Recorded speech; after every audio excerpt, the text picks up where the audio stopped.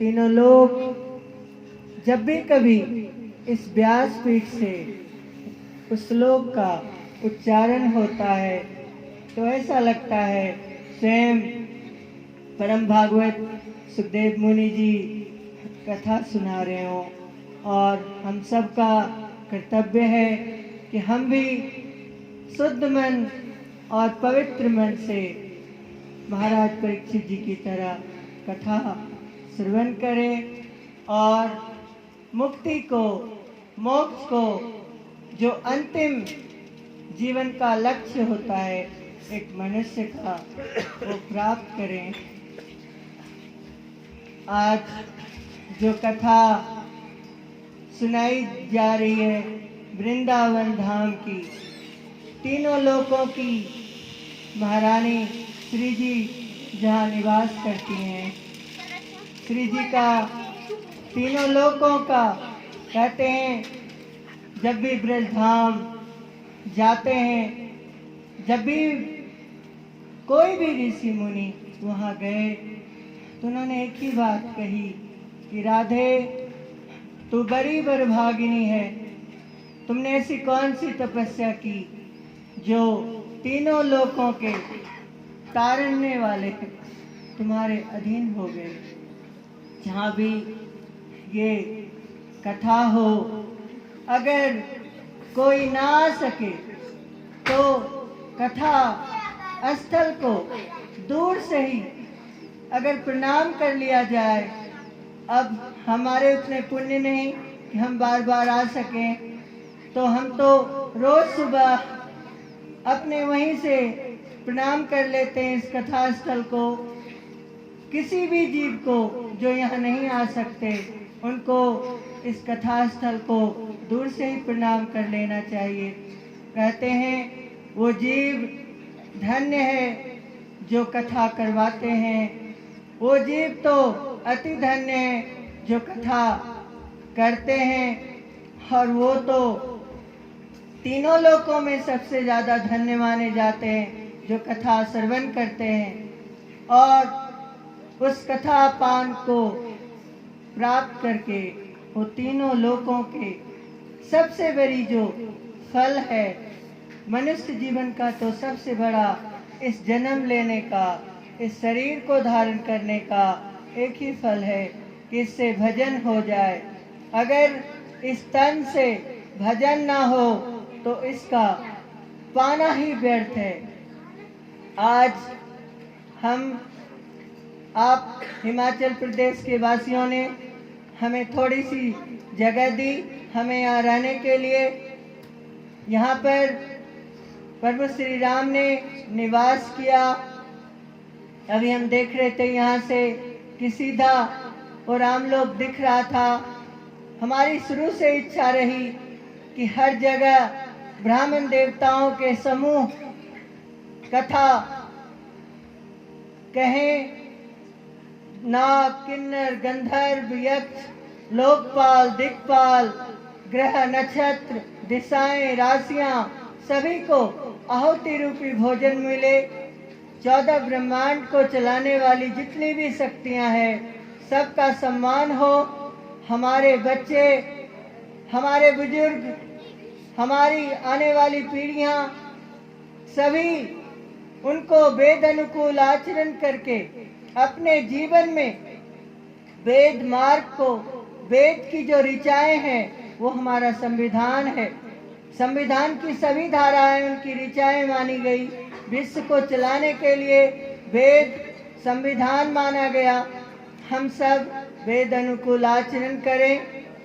हमारी शुरू से इच्छा रहती है और व्यास जी रामायण की चौपाइयाँ सुनाते रहते हैं, मुझे बड़ी खुशी होती है। हम सुन के बहुत खुश होते हैं। हमारी शुरू से इच्छा है कि ये देश, ये विश्व, हिमाचल प्रदेश को तो हम पूरी दुनिया का धार्मिक रूप से केंद्र बनाना चाहते हैं, क्योंकि ये देवताओं का स्थल है, देवभूमि है।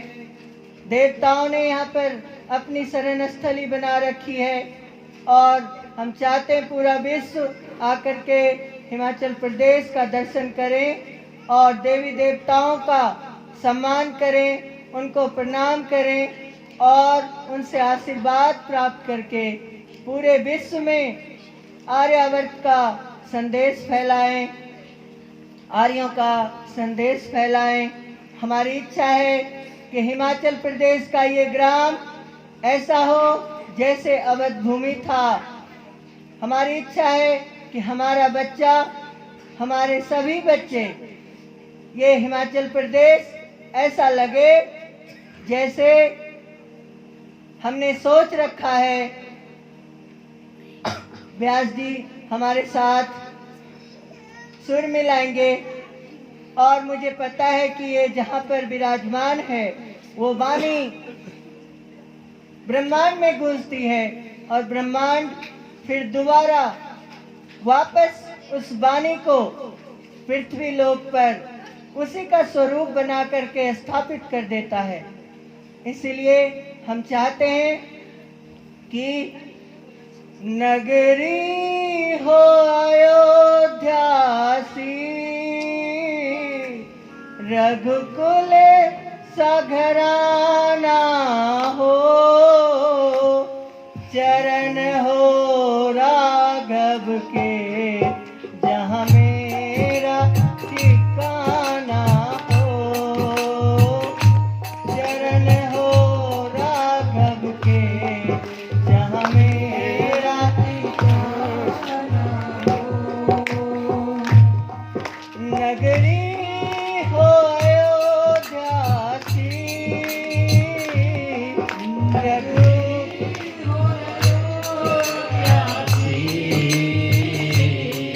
रघुकुल सघराना हो, चरण हो राघव के जहाँ मेरा ठिकाना हो, चरण हो राघव के जहाँ मेरा ठिकाना हो।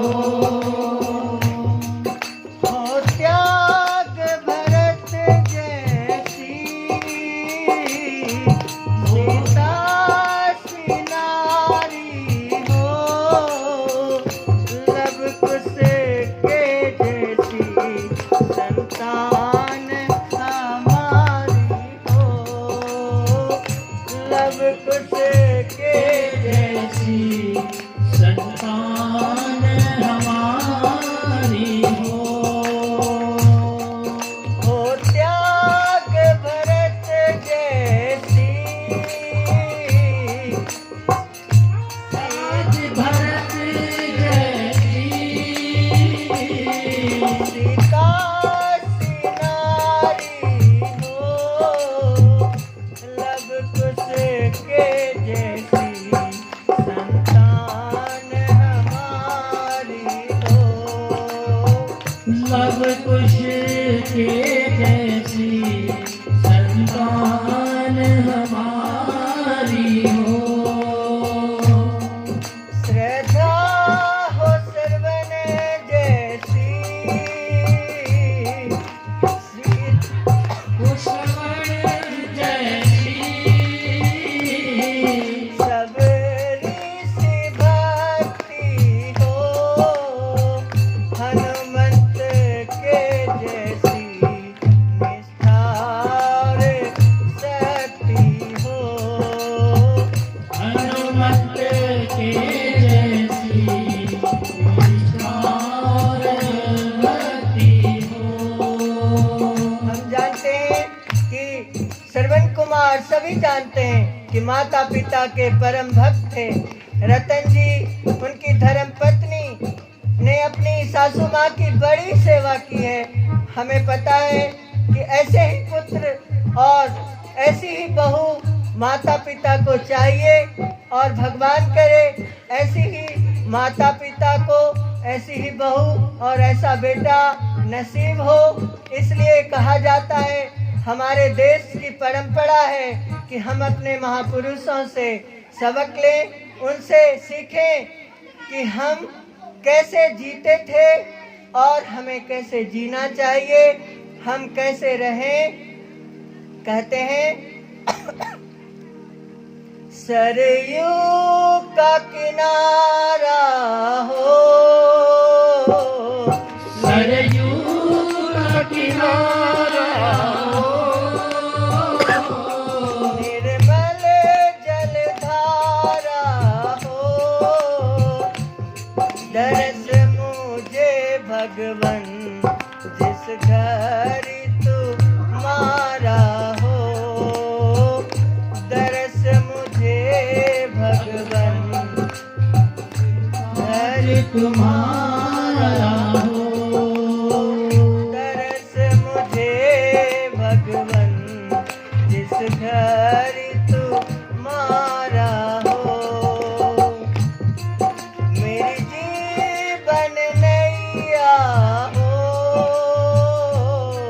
प्रभु राम खेवैया हो, राम कृपा की सदा मेरे ऊपर छैया हो,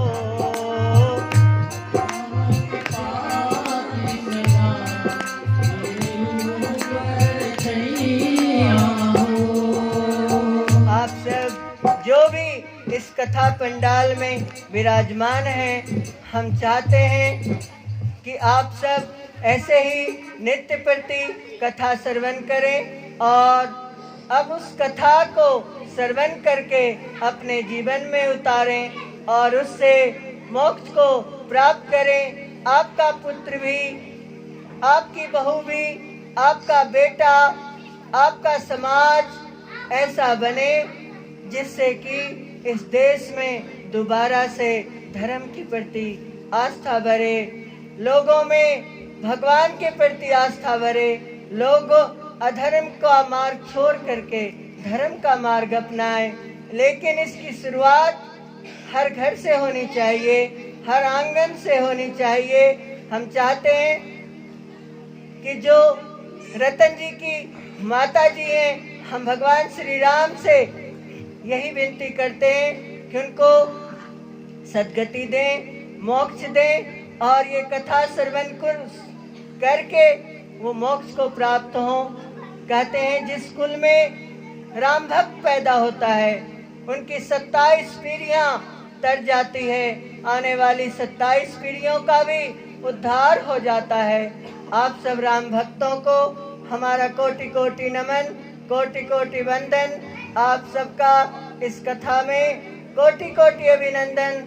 व्यासपीठ को हम कोटि कोटि प्रणाम करते हैं। ब्राह्मण देवताओं का समूह, व्यास जी आप ऐसे ही सभी को जितने भी हैं, आपने भी अपने जीवन काल में बहुतों का कल्याण करना है। ऐसे ही अपने पवित्र वाणी से सबका मार्गदर्शन करें और सबको ऐसे ही आप मोक्ष के लिए, मुक्ति के लिए, धर्म के लिए प्रेरित करें और उनके जीवन का कल्याण करें।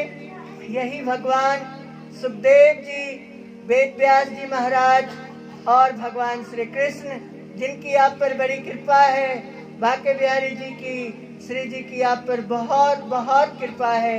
आप अपने पवित्र वाणी से सबका कल्याण करें। जय श्री राम, यही हमारी कामना है।